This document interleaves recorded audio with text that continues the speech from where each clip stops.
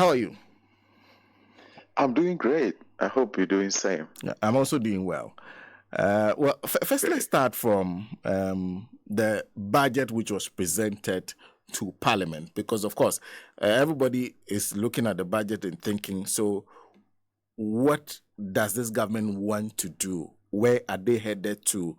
What would they do to perhaps rescue their own dwindling fortunes in the coming elections and also rescue the fortunes of the Ghanaian? Now, I'm sure you've gone through this budget. Would things be better either Yes. for us or for the government? Where do you think they are leaning towards? Well, looking at the budget, Ghanaians had their expectations before the budget was read. And basically, it was to get us out of the crisis. And if the budget had done that, people would have been very excited. But it didn't do that, but rather just kind of provided things that would be difficult to accomplish. And also, it's not, I mean, Ukraine-Russia war is still ongoing. If that were the cause of our economic crisis, it's still in progress. And then we don't know what is going to still come. Commodity prices can also affect most of the projections. Now, looking at the budget, the projection of 1 trillion cedis GDP, even if we accomplish that, it's not going to change a lot because some of the macroeconomic indicators are products of the structure of our economy and also the way we manage most of the variables in our budget. For example, the expenditure part of the budget is always something we need to pay attention to. But I did not see a lot of measures to reduce expenditure. I did not also see conservation to deal with the energy sector, because the energy sector, like I predicted some time ago, is a disaster waiting to happen because government is running out of measures to keep the lights on. And once the energy sector is not able to get the needed attention, it's going to translate into high cost of production and high cost of living. So I think there's asymmetry between what Ghanaians expected from the budget and then what the government actually provided as budget to address the problems of the country. So if this budget is not addressing the problems of the country and also helping Ghanaians out of this difficulty, the question one asks is, what is the real objective of this budget? What do you see? The objective was just to fill the survival equation and the political equation. Because most of the provisions, if you look at them critically, they are not creating jobs as we expected. If you look at cost of living, it's not going to drastically reduce. So the hardship will continue. And it looks as if most of the problems we are facing now are being postponed. With the debt restructuring, well, they succeeded with domestic. Now the external, we don't know whether the government will succeed in restructuring because of the conditions they are putting on the table, the 40% and also 20 years bond replacement of the current bonds. So there are a lot of issues that the government provided in the budget that will be very difficult to accomplish. You look at the corner of Oriata said we turn.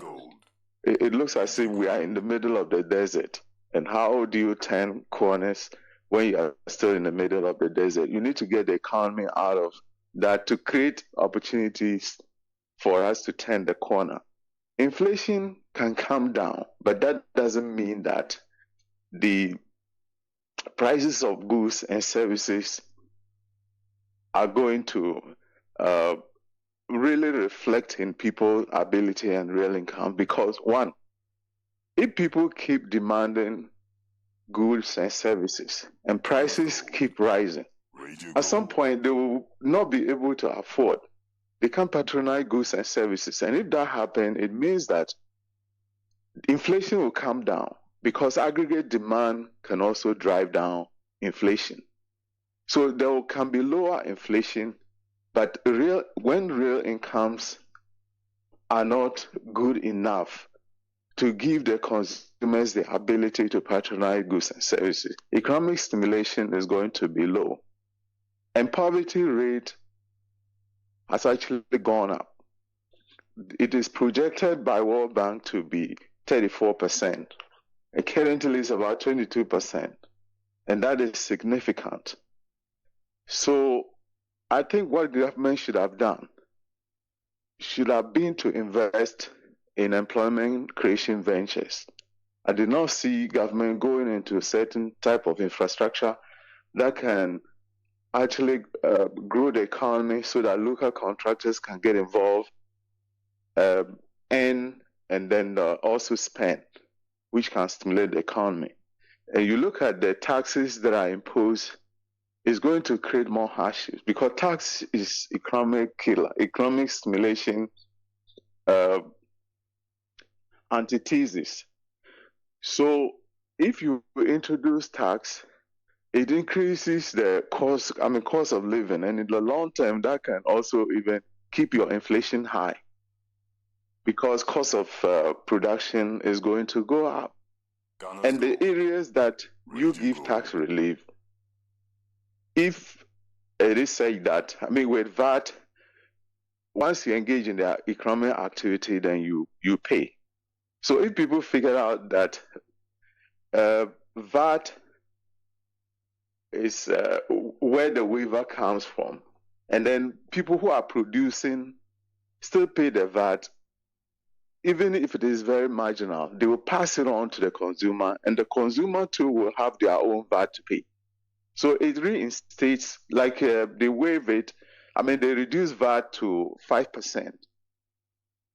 It doesn't mean that double taxation is not going to be still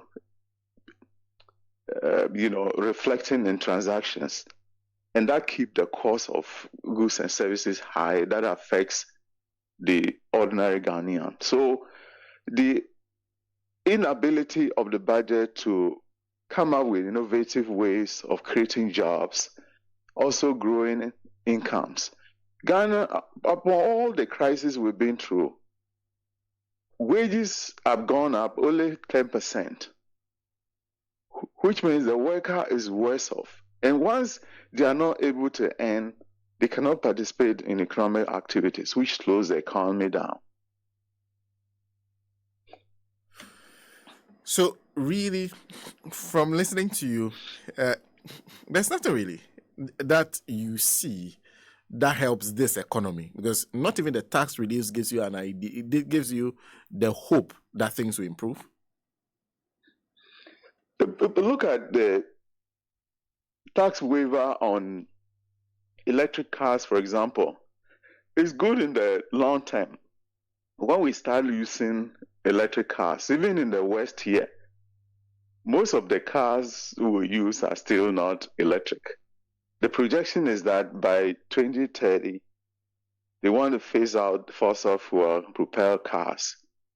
But it's not as easy as we think. Even in the United States, there's been debate, because once you move from oil to electric, how do you even generate the electricity to power the cars when we have energy crisis? So if the tax waiver in that direction, for example, is not going to help ordinary people, because I don't see how in the short term it can help to soothe the difficulties that Ghanaians are facing.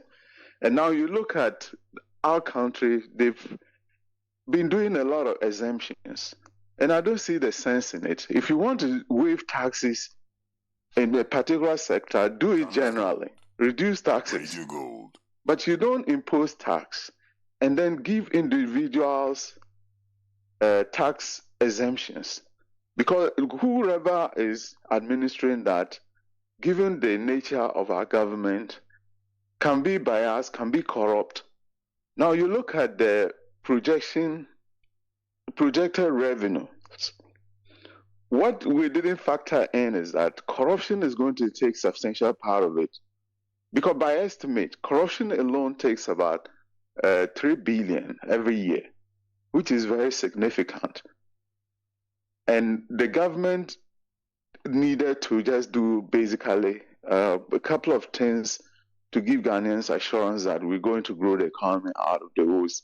Number one, we should be investing in agriculture. If the taxes had come from a waiver of imports of agricultural equipment, or any input, that would have been good news. Because look at chicken, poultry industry. We import almost everything that we consume, except about less than 5% is produced in Ghana. And then people are unemployed. Government should have focused on such areas to give people jobs so that they can begin to participate in the economy. The financial inclusion is also very low because the banks are struggling. Banks have depleted their buffers. So now they also face imminent crisis. That will happen because at some point the banks will not be able to do the basic things that they're doing because of weakened financial, abilities. Look, thank you. Thank you very much for speaking to us. You're welcome. That's Dr. Justice Salifu. So clearly, if you and it's the same, the tone on the budget has been the same. People seem to have the opinion that the budget is not spending where it is supposed to spend. Monies are not being directed to where they are supposed to be directed to, and so perhaps the budget will not achieve some of the aims it has set out for itself. Well, we'll talk to, we'll go and speak to another doctor, Dr. Sharif Mahmoud Khalid of the University of Sheffield. But before we do that, if you're having trouble finding litigation-free land to buy at Jorage Realty, they said I should tell you that they do the work that needs to be done to get you the right and suitable location for a project. In addition, they are even giving you season